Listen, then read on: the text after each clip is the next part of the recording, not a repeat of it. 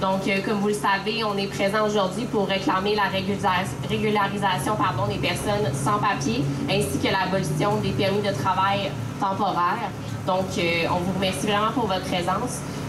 On va accueillir en premier Noémie Beauvais, du Centre des travailleurs et travailleuses immigrantes de Montréal. Aussi, on vous invite à être indulgent. Noémie remplace Raphaël du CPI de Québec, qui a malheureusement la COVID, donc c'est normal qu'elle lise son texte.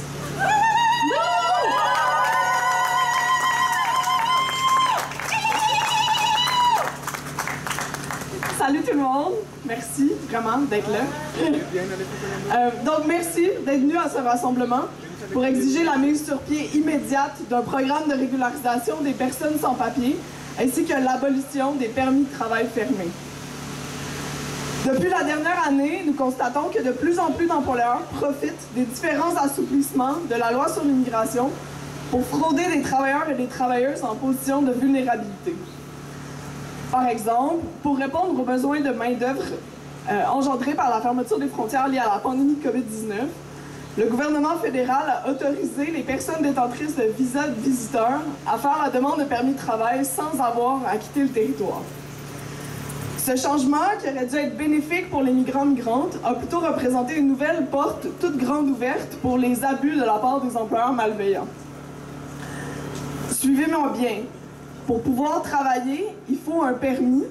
Or, pour obtenir un permis, il faut avoir un travail. La voyez-vous, la feuille? De plus en plus d'employeurs promettent aux détenteurs de visas de visiteurs de faire les démarches nécessaires pour obtenir les permis. Or, ces démarches peuvent s'étendre sur plus d'1 an et plusieurs employeurs vont demander à leurs futurs employés de commencer à travailler immédiatement, soit en dessous de la table, soit carrément bénévolement, en attendant d'obtenir les permis. Qu'on se comprenne bien, forcer à faire travailler des gens dans des conditions illégales, dans ces conditions-là, est absolument illégal et constitue une forme de trafic humain.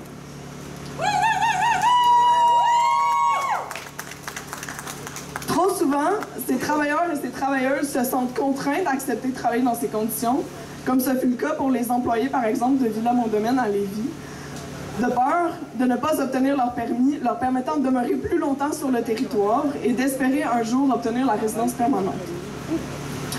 En septembre dernier, le rapporteur des Nations Unies contre les formes modernes d'esclavage a dénoncé les permis de travail fermés comme posant un potentiel risque à ce sujet. Il a corroboré ce que des groupes communautaires dénoncent depuis plusieurs années. Un moment donné, calice, ça va faire. Il faut, dès maintenant, abolir les permis de travail fermés et garantir à tous et à toutes, personnes travaillant sur le territoire, la pleine égalité de droits. De plus, depuis décembre 2021, le gouvernement fédéral a promis de mettre sur pied un programme de régularisation des personnes sans papier. Près de 24 mois plus tard, près de 24 mois se sont écoulés depuis cette promesse, mais rien de concret n'a été avancé. Des dizaines de milliers de personnes sans papier vivent au pays, toujours dans l'incertitude face à leur avenir et forcées à travailler dans l'illégalité et dans la crainte constante de déportation. Rappelons au gouvernement que ce n'est pas simplement une question économique ou de politique partisane, mais plutôt une question humanitaire urgente. Il nous faut, dès maintenant, un programme de régularisation permanent qui ne laissera personne derrière. En terminant, rappelons qu'une bonne partie des personnes migrantes enrôlées dans les parcours de migration précaires ne le sont pas par choix.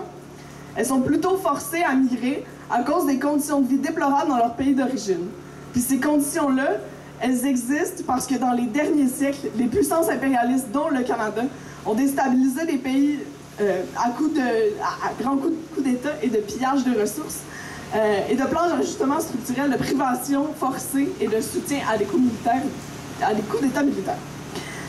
Donc voilà, statut pour tous et toutes et abolition des permis de travail fermés maintenant.